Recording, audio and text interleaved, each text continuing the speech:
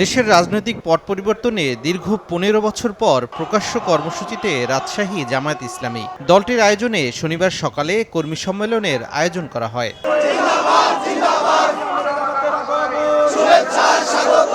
স্বতঃস্ফূর্তভাবে ব্যানার ও ফেস্টুন হাতে নগরীর বিভিন্ন এলাকা থেকে মিছিল নিয়ে সম্মেলনে যোগ দেন মহানগর ও জেলা শাখার কর্মীরা। কানায় কানায় পূর্ণ হয়ে ওঠে নগরীর মাদ্রাসা মাঠ।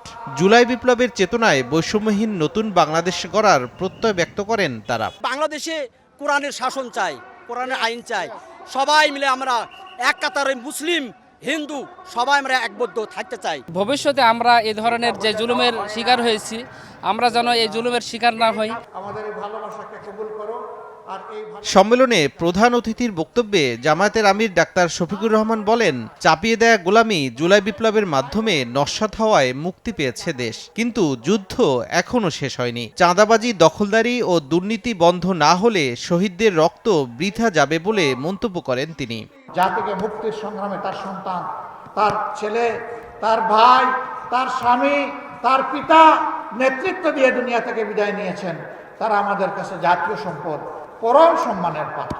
অফিস আদালতে যারা ঘুষ বাণিজ্য করে, আবার মামলা বাণিজ্য অনেকে করে, তাদের প্রতি আমাদের আন্তরিক অনুরোধ, ভাই কাজগুলা করিয়েন না, আমাদের শহীদদের আত্মা কষ্ট পাবে।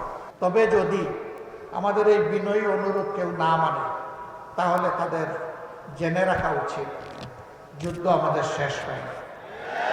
স্বাধীন বাংলাদেশের সার্বভৌমত্ব রক্ষায় দলীয় নেতাকর্মীদের ঐক্যবদ্ধ থাকার আহ্বান জানান জামায়াতের আমির। সময় সংবাদ, রাজশাহী।